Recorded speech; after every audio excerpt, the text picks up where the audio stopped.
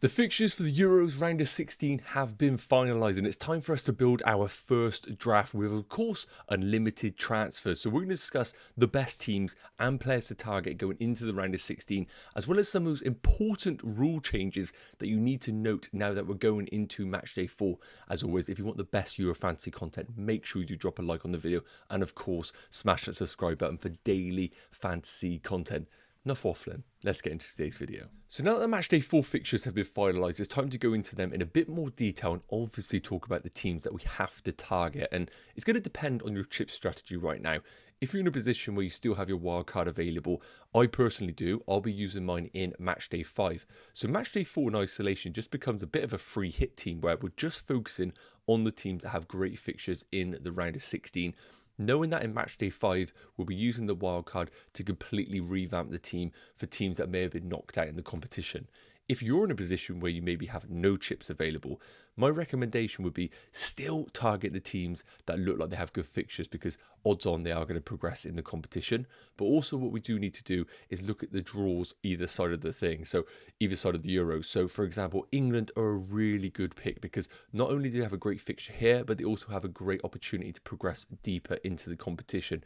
Whereas people like France, for example, might actually have a tough time because this is a tough game on Monday, and then they might have a tough quarterfinals game as well. So it's all about your chip strategy, and I will go into a bit more detail in tomorrow's video. So in terms of these fixtures, I've highlighted the ones that I personally think are the games that we need to target and the specific team. So Germany versus Denmark, I do think Germany is a good team to invest in for this fixture. I think Denmark are good. I think they're going to make it tough for Germany, but I do expect a Germany victory. And I've seen enough from Germany to suggest that there is actually Euro Fantasy options in their team. Of course, we'll come on to those in a bit, but offensively, I think that is a good place to go.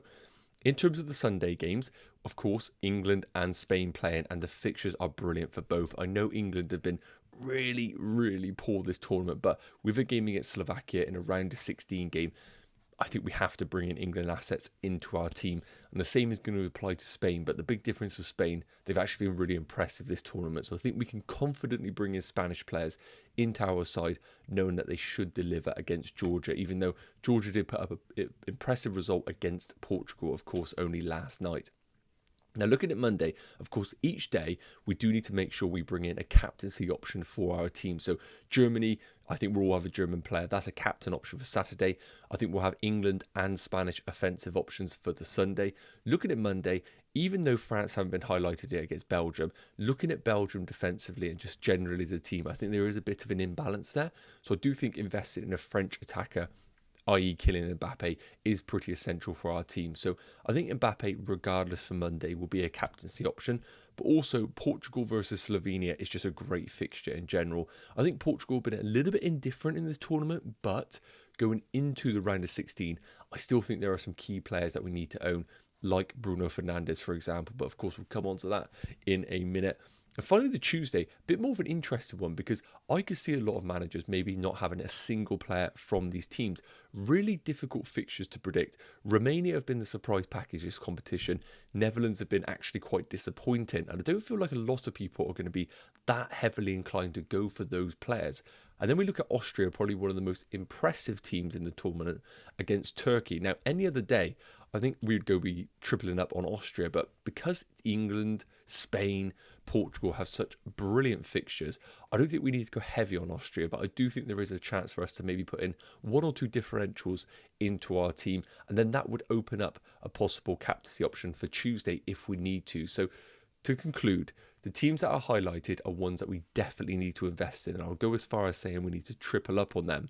After that, it's about sprinkling in a couple of other players that are going to be essential and maybe you deem differentials in your side. So let's move on to some of the essential information you need to know for match day 4, and then finally my first draft. Okay, so I think it's really important just to give you a quick overview on what has changed from the group stages to match day 4, because there have been a few tweaks in the Euro Fantasy game which are really important to note. So first and foremost, the squad budget has increased to 105 from 100 million in the round of 16. So when you're building your teams in the group stages, we only had the classic 100 million. They have given us 5 additional million. And that's because naturally the premium teams have progressed, which means we have less cheaper players to select from. So it only makes sense to increase the budget. But after building the team, I don't even think the 105 million is even needed for these squads, which is quite interesting. But make sure you do note that. Don't be scrimping with just £100. You have an additional 5.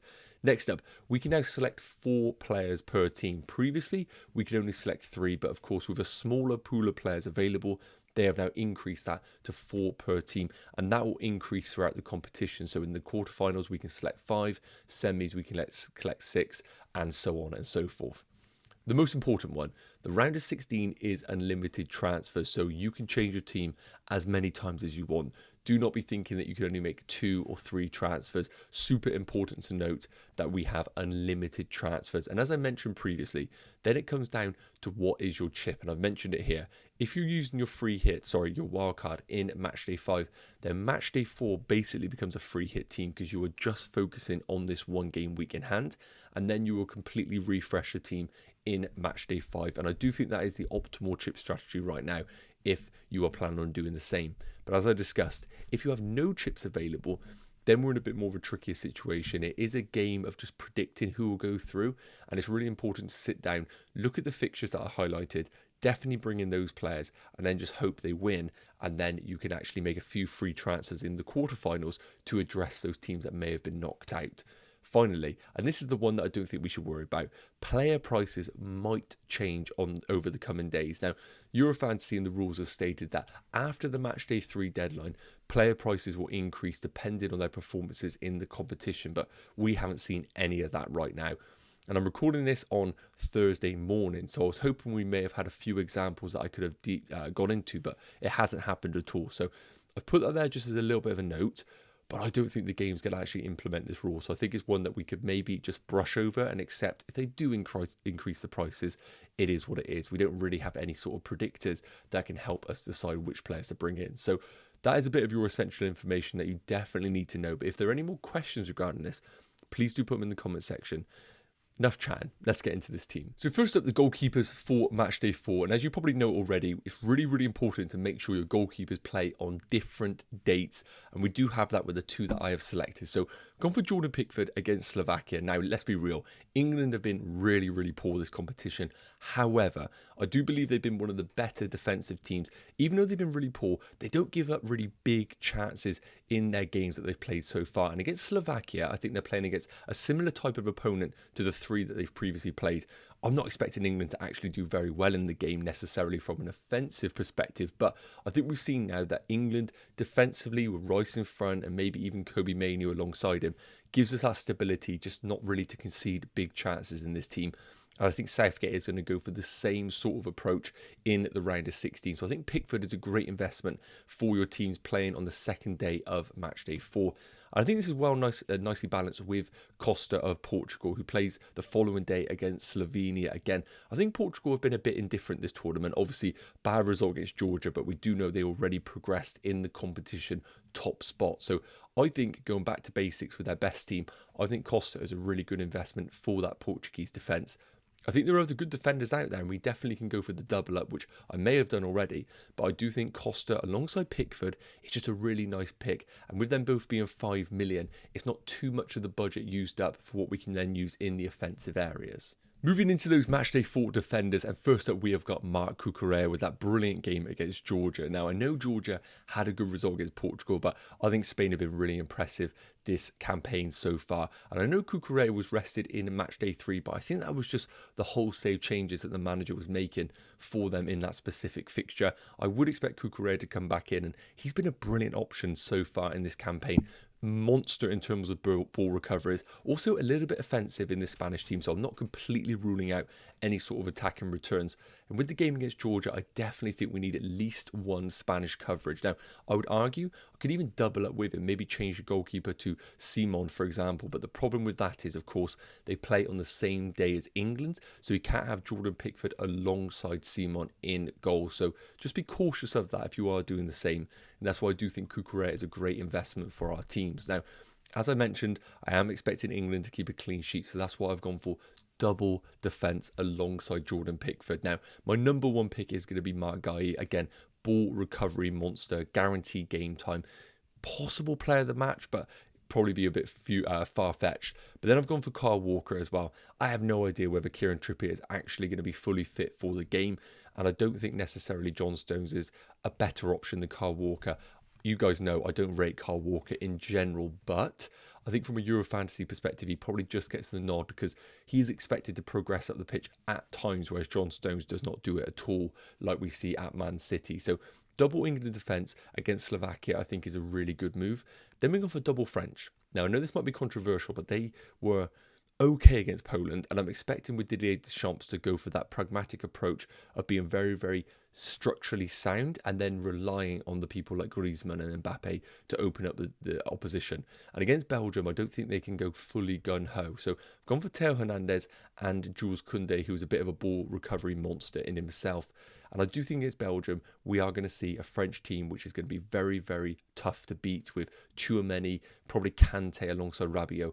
Very, very hard to get through that team, and France to probably progress with a very boring 1-0 victory. And for that prediction, I'm going for the double French defence alongside the double English defence.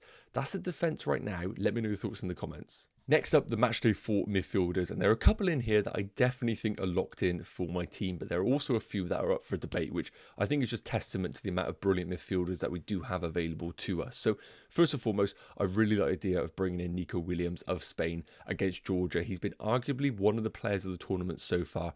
Brilliant 1v1 winger, and I feel like he is just an exciting player to own in Euro Fantasy. But of course, there are plenty of Spanish options available. We could also go for Fabian Ruiz, for example, who had that brilliant matchday 1 game against Croatia. So we could maybe lean this towards a different Spanish midfielder, and we could even go double Spanish midfielder, to be honest with you. But right now, my preference is Williams against Georgia. I think we need at least one Spanish midfielder. Now, controversially, I've currently got double Germany midfield, but I do think this is the one that I am maybe leaning against. So currently got Musiala and Gundogan, but the captaincy on Gundogan, and maybe this is my boring FPL head being in place here, but I like Gundogan because of the guaranteed game time on penalties, and also I just like the way he has been a third man runner in this team and getting opportunities.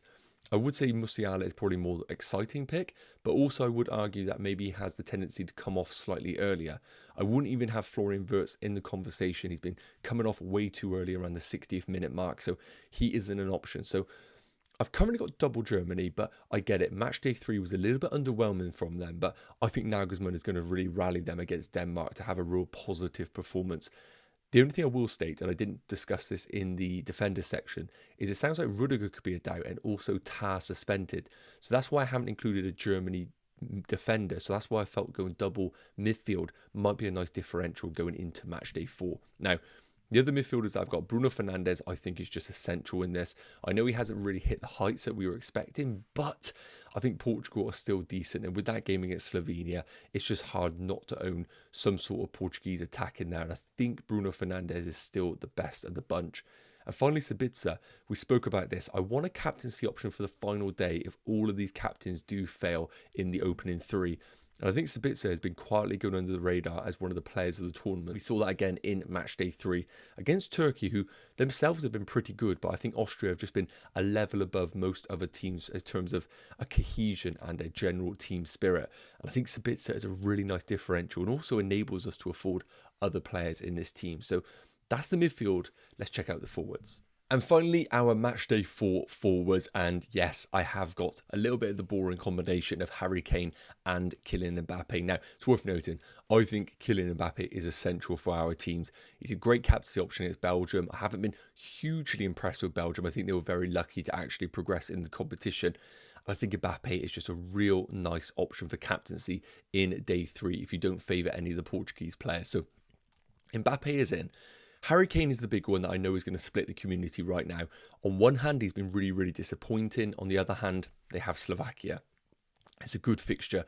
And I do think Harry Kane, I wouldn't say steps up at this point, but he's going to need to if England are going to improve as a general team. And if you have the assumption that England are going to go deep in the competition, then I do think Harry Kane is going to be at the heartbeat of all of that going forward. Maybe not in the actual group stages. So Harry Kane's currently in, but I do agree that could easily be Cristiano Ronaldo if you want to go there to lean in towards that good fixture against Slovenia. But I'd probably have Kane and Ronaldo very much neck and neck. And I do think there are some good differentials out there if you want to go for maybe a Cody Gakpo in that team with his fixture against Romania. And it's worth noting, I've got no Netherlands players in this team right now, so maybe that is something that I need to address later on. But right now, we've got Harry Kane, we've got Mbappe, and I've currently got Alvaro Morata. Now, not a player that I necessarily love owning in previous versions of this game, but against Georgia, very difficult for me to ignore. Now, I know he was a little bit of an injury concern in the previous match day, so we need to assess that situation. Hopefully, we'll get some more info, but right now, I think going for the double Spanish attack of Morata and Williams is probably the route I want to go for. However, I do think Lamine Yamal is a great alternative for Morata if there are some doubts about his game time. So, that is the current team, and I do think it's well balanced. If I had to say to you right now the players that are potentially going to come out of this team, I think maybe the double French defence, I need to have a little bit more of a decision on whether the double French is the right way to go. I think in terms of the double Germany, I think I want one of those, maybe not both, and I probably would take Musiala out if anybody.